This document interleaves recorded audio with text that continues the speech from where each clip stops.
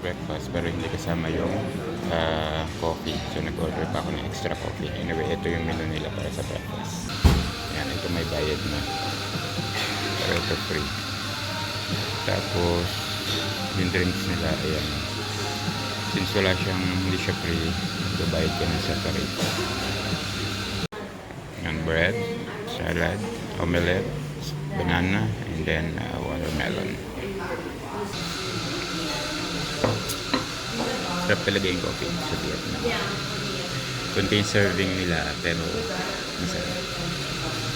Hotel, and then pakita ko kung ano yung meron dito. Tsaka yung pinakamalalapit na mga tourist spot na pwedeng lakarin mula dito sa may Old Quarter. Ito yung hostel, the one hostel. Okay, yung itsura niya.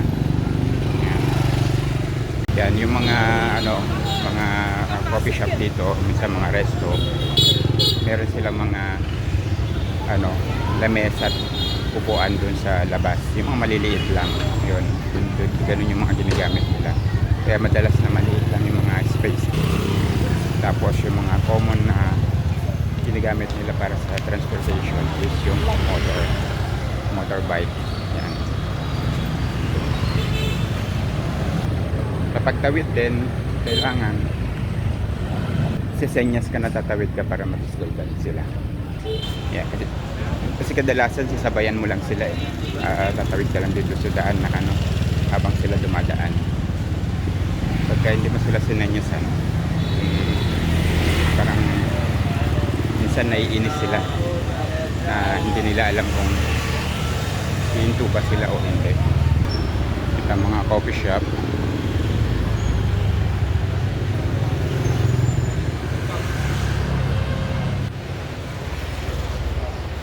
Mga presyo ng coffee nila.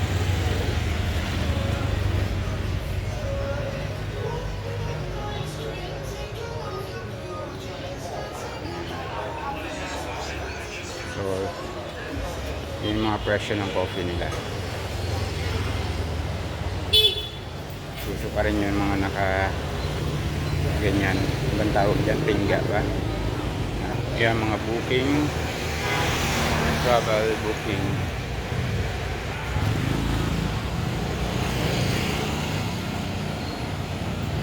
Ito yung lake dito sa may Hanoi. Yan, ito yung kadalasan tambayan ng mga lokalite ng mga tourist. Yung gusto magpalipas ng oras, mag-relax lang. So ayan, may inuhuli na tindahan.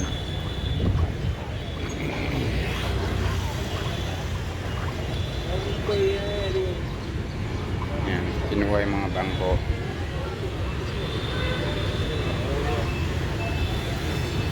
So parang ganun din sa may Pinas, yung mga bangketa, hinuhuli. Yan, may dumaan na, ewan ko kung pulis ba yun or what. Tapos pinagkukuha yung mga bangko ng isang tindahan dito. Yan.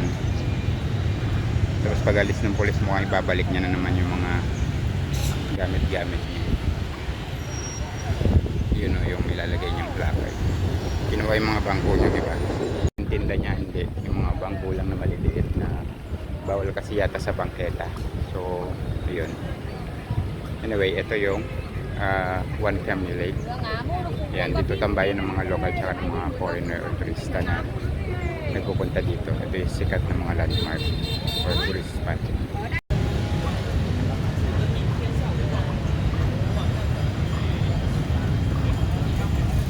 So, ayan, masarap lang lakad-lakad dito, lalo ngayon medyo hindi naman kainitan, sakto lang parang nasa 24-25 degrees yan. So, sarap siyang tambayan. May mga, dito rin makikita yung mga pilihan ng ticket kung gusto mong tour. Yan, dito makikita mo ticket booth, city tour, iikot sila sa city. Ito yung bilihan ng ticket.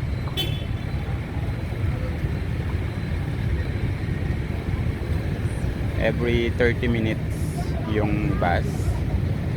So mula 8:30 AM hanggang 9:30 PM yung ikot ng bus, and 150,000 BND siya yung ticket niya. And dito makakabili ka. Dito sa may Huangcan Lake mismo. Dito lang, lakad ka lang. Makikita mo yung ticket booth nila. So meron silang 100 BND. Yung 150 is yung bus na bukasyon taas. Samantalang yung 100 is parang yan, nilibad lang siya. Ito, 100 pesos yata yun. Ayan, ito yung tsura nung tour bus nila. Ayan. So, yung isa naman, ayan yung isang klase. Ayan. Siya open yung taas na double deck na bus. Yun yung para sa 150,000 BND.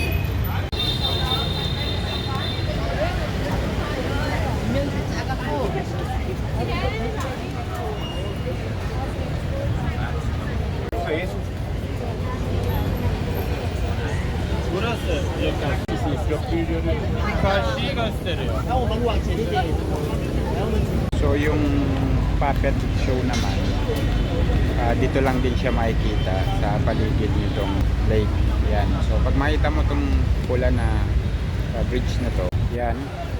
Pag makita mo yan, andito lang sa tabi niyan, malapit lang yung puppet show. Yan lang siya. Puppet show. Yan lang, nasa likod ko lang, hindi yan, nasa harapan ko lang yung bridge. Yan siya, ito. Yan. Yan yung building na yun. Water Puppet Theater. Yan.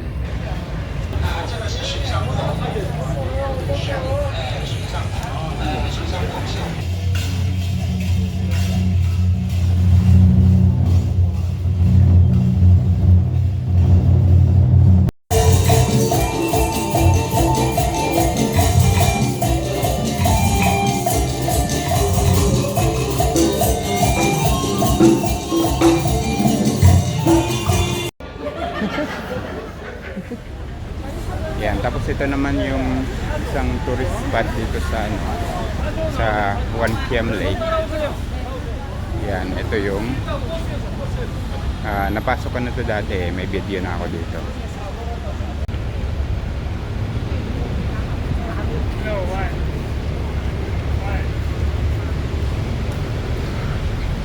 Yan, yung presyo niya is 50,000 BND, yung Ngoksan Temple.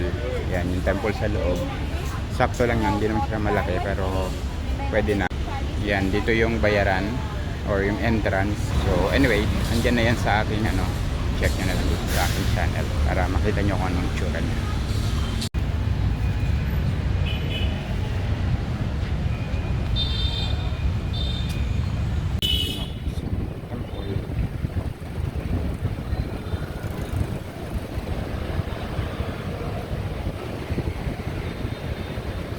Dito sa Hanoi, sa Sapa, ayan dun sa Nimbi, yung mga napuntahan tong area, yung mga ganito na lawa, yan, ginagawa nilang park. So halos kadalasan park para sa mga sa tourists and sa local. So at least napapakinabangan nila. Yan, pinapaganda lang nila yung paligid.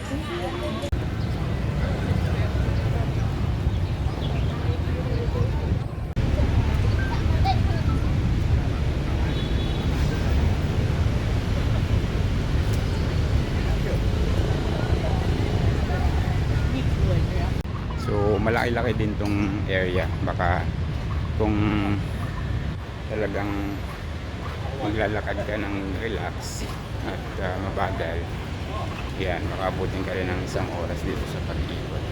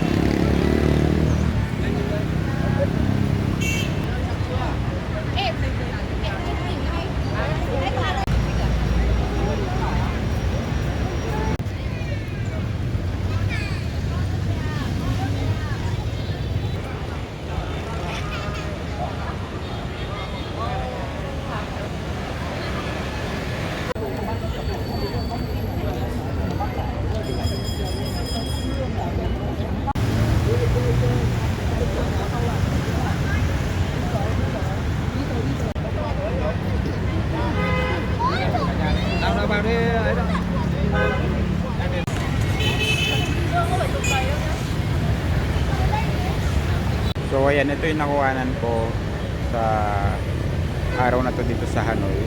Like, since meron yata silang event dito, para kang nasa shooting ng pelikula. Kasi naka-costume yung mga tao dito. And nagpapapicture sila dito sa may, sa may lake. So, ano ngayon na, end of January, yun ang festival nila. So, sa bagay nakita ko rin yan doon sa Sapa, nagpapapicture din sila doon sa mga mga tourist spot sa mga lake din mostly. Yan yung mga pinapuntahan ko na basta yung mga gandang view doon sa Ninbi. Yun. Doon ko sila unang nakita, and then dito nga sa Hanoi, ayan, nagkalat sila.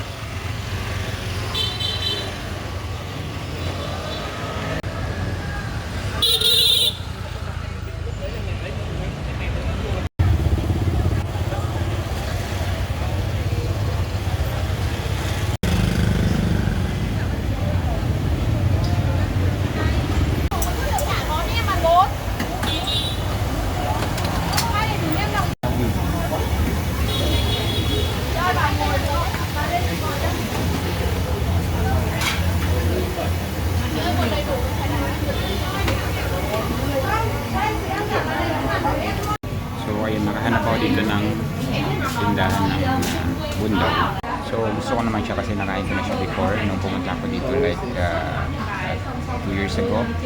And siya rin yung hinanap ko. Meron siyang calamansi, sili, fish sauce, tea.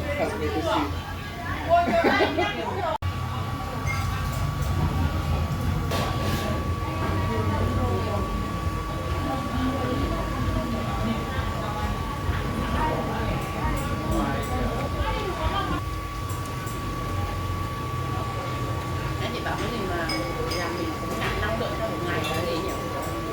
Hồi khoáng đến đến hồi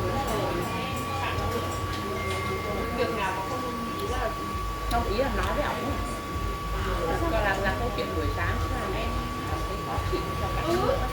Em buổi sáng tự dưng làm em khó chịu lắm này, rất vui. So 40 yung bundaw na yun, kinain ko pero grabe, ibang busog na busog. 35 siya, tapos meron pang drinks, kaya 40 na. Ito yan. Bundaw. Merchant 25, Merchant 30, Merchant 35. So, siyempre, yung kompleto na. Yan, nakakabusog siya talaga kasi hindi siya naubos.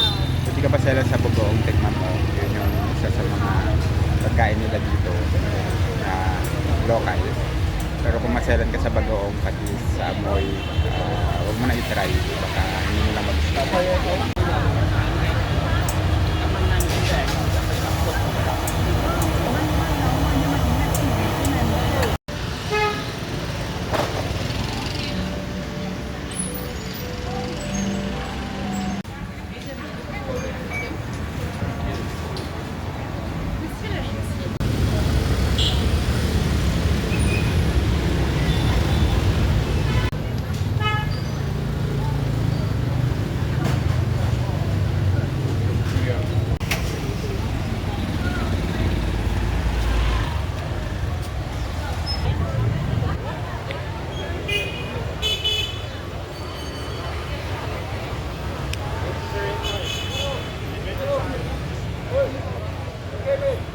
Ito naman yung St. Joseph Cathedral dito sa may Hanoi.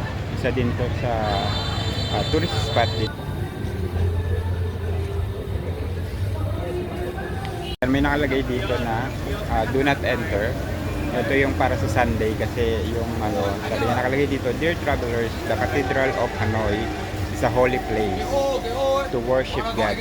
Sunday is reserved for the faithful to attend Mass and pray. Therefore, please do not visit. So, ayun nga, avoid yung Sunday sa pag-visit. I think pag lang yun. Ayan, pagpasok, bawal siya mag-enter. So, since Friday ngayon, papasokin natin to para makita nyo kung ano yung loob niya.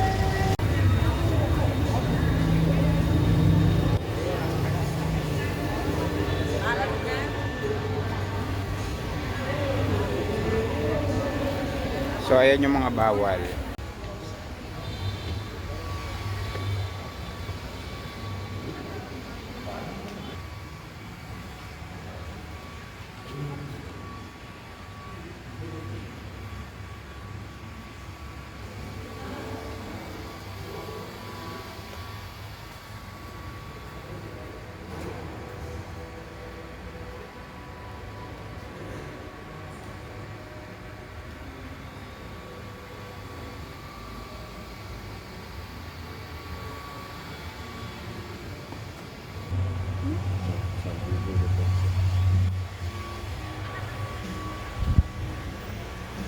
Yun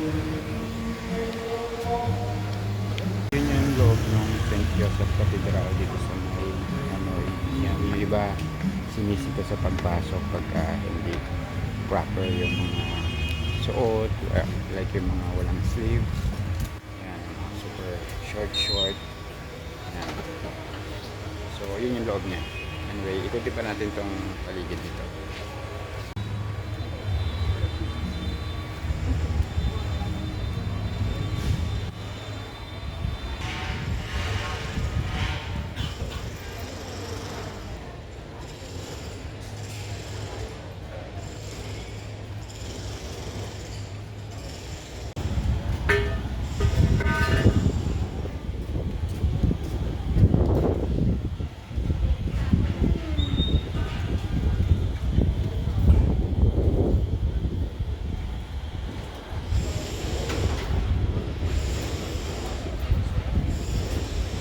itsura ng St. Joseph Cathedral dito sa may Hanoi.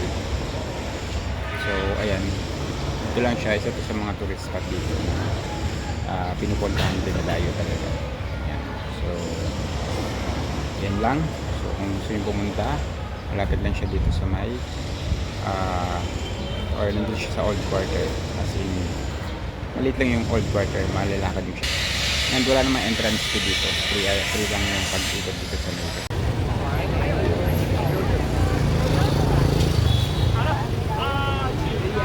钱了，我们走吧，我们往前面走，来到皇家。